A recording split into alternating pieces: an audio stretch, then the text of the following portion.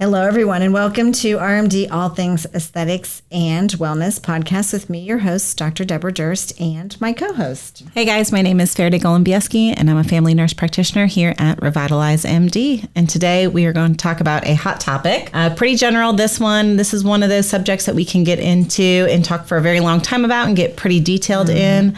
So this one will be kind of a general, and then we'll dive into it more later. So today we are going to talk about NAD. So you might have heard a little bit about NAD, and some have and some haven't, but it has become a little more popular for us. But we do NAD IV drips here at Revitalize. And so what is NAD? And again, it's a long word. We're just going to say it once because it's long. So niacinamide adenosine dinucleotide. So that's NAD. There's lots of precursors, and we'll kind of talk about them, but we'll shorten those. But what does it do? Yeah, it is in every cell. It is in every single living cell in the body, and it is a cofactor, an essential cofactor, which means that it is needed for other cells in the body to do its job. So it is a very needed molecule. And again, it decreases with age. So that is the point. It's used to turn back time and do anti-aging in general, and there's lots of different ways it does that. But it does that because it is necessary for so many things, and for the mitochondria to work and to produce ATP and energy, and it declines with age. Yep, and it is critical to maintain health for our cells, for our tissues, and for the body. Yeah. So it is really important. And like Dr. Durst said, as we age, it declines. Like most things, right? I know. It's no different than the other stuff. So there's a couple different forms, and NAD plus, again, is an oxidized active form.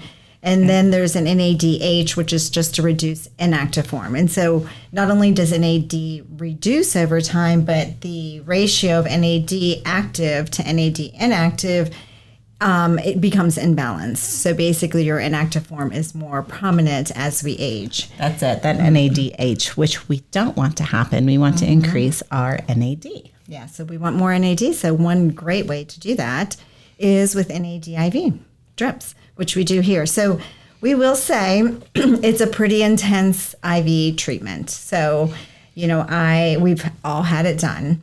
And so basically you don't know how long it's going to take because you're going to feel different during your NAD IV drip. Some people say they feel pressure at their chest. Others say they feel kind of maybe a little nauseous or some GI upset. So we've got to slow the drip down so it can brain freeze, all kinds of stuff. Yeah. So it's a little bit of an intense IV. Definitely need to make sure that you are in a medical office that is familiar with it and knows how to monitor it. And these are normal. and it's hard to say, that's normal when you hear brain freeze and pressure on a chest, but that's normal for the IV. Yeah. You just got to slow it down and take a little bit longer so that you can manage the symptoms. Yeah. So it may take 4, 6, 8 hours, some people in the office. Depends on, the concentration of the drip and, how they feel and how it's affecting your body. And so some of that is how low are you in your NAD amounts in the body. And so as we're replacing it, you might feel more in the way of symptoms. So it can definitely be a comfortable drip. You have to go at a slower rate to get that to happen to some people. And so that's where the 4, 6, 8 hours, it could be that long if you were doing a drip at a high dose and you were having symptoms. We would just slow it down. And so, some people will speed up their IV in the IV room. They want something done a little faster. And most of our drips are meant to run over an hour. This is one that is not. This is one that you don't want to touch once we get it at a rate. And otherwise you'll be screaming out for us. But this is one that also is not meant to go over an hour. So you got to give yourself a little more time for this drip. Absolutely. So what does it do? It can turn back time. So again, even brain fog, brain clarity, energy is huge because NAD is used by the mitochondria, which is your powerhouse of a cell, in producing energy and ATP. So energy is a huge improvement. And then when we're talking about age-related diseases, so when we're talking about NAD decreasing with age and those age-related associated diseases as we age come about, such as arthritis, hypertension, cognitive decline, diabetes, cancers, any metabolic dysfunction. Yeah, really. NAD is really linked to a lot of those. And so there is so much information out there on NAD and it's linked to it. So that's why I said this one will be a little bit more general because we can get really deep into some of it and we plan to on a later podcast. We can do about 10 podcasts on just NAD alone. Exactly. And the different effects of it or, as it pertains to improving lung disease. But any chronic illness, it can improve. Yep. So if you're talking about like even MS, Parkinson's disease, chronic fatigue, fibromyalgia, like any of those conditions, it also improves. But like Faraday was saying, almost anything. Neurodegeneration. I mean, it's just, huge when we're talking about DNA repair and synthesis. So definitely a very cool cofactor. Absolutely. The fact that you can do this IV. So we have some other supplements of NAD that you can use after you do it IV, like a nasal spray, which is very popular. And we have some, precursors in an oral form that are a supplement that you can actually do to improve NAD production in the body. But there's a couple other things like depression is one thing, but drug addiction is another huge, addiction actually. So alcohol and drugs. So I think we always kind of, when we talk about drug addiction, people don't think about alcohol, but alcoholism is another one. And when we were kind of talking about it before the podcast, what we were reading online was even like within 2 weeks. Complete resolution. So for alcohol and drug addiction. Now, we do not do alcohol and drug addiction treatments here in this office.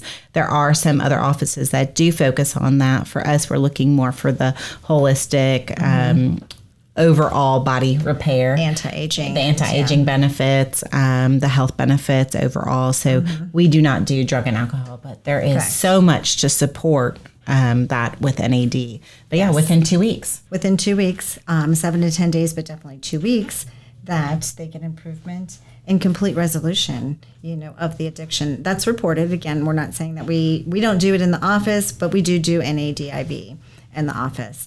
Again, it can last up to 14 days in the body, 2 weeks, just as if you're getting that improvement in addiction. So alcohol is an addiction, and alcohol increases your reduced inactive form of NAD when you drink. And so, again, this is helping to replenish the active form of NAD, which is how it helps with that addiction. So, but it should be used on a regular basis. Absolutely. For all of its benefits.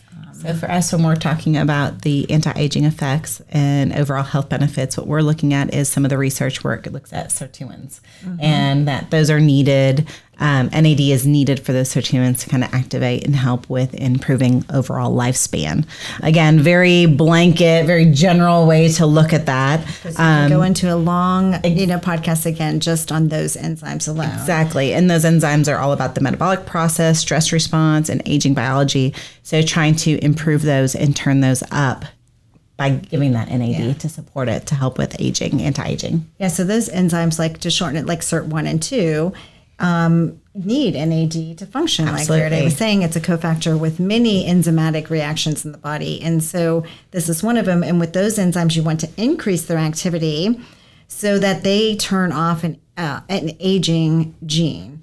And so that's how that works. And so you want to increase their activity so that we can turn off that aging gene. And so that anti-aging effect is then in effect in the body. So again, we can do that with the NAD drip or by trying to support some of those precursors for NAD. Yeah. So what are some of the precursors that you can do?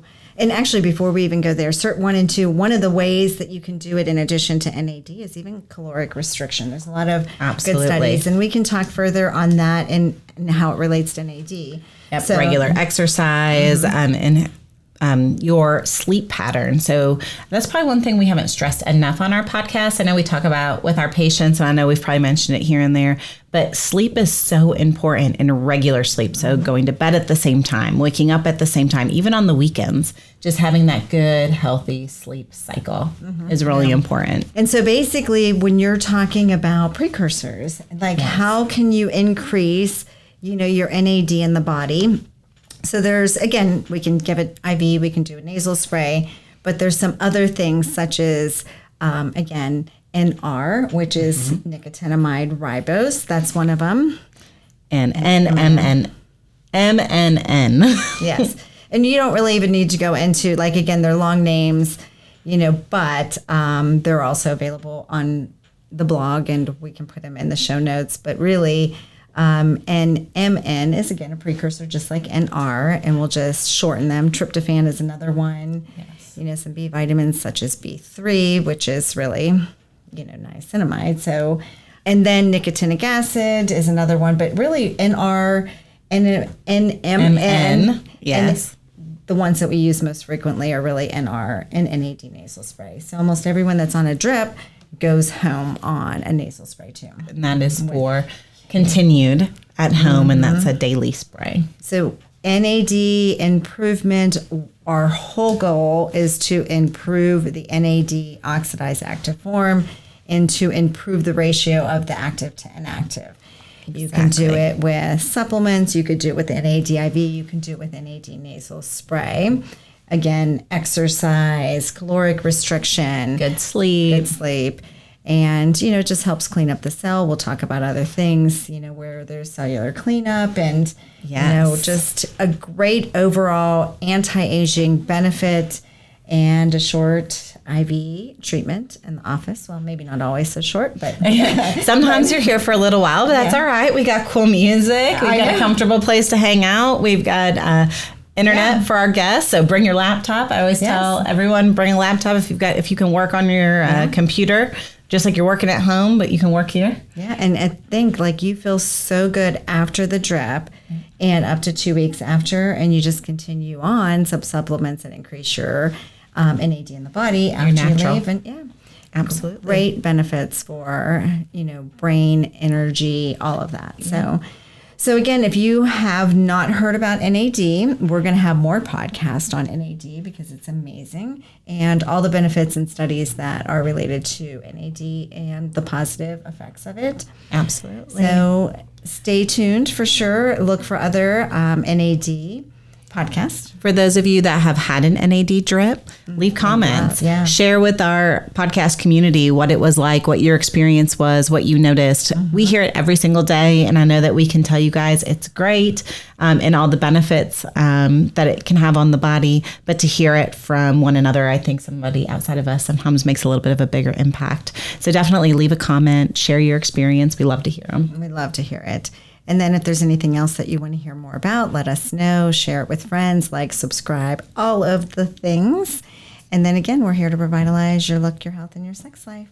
Thank you. Thank you.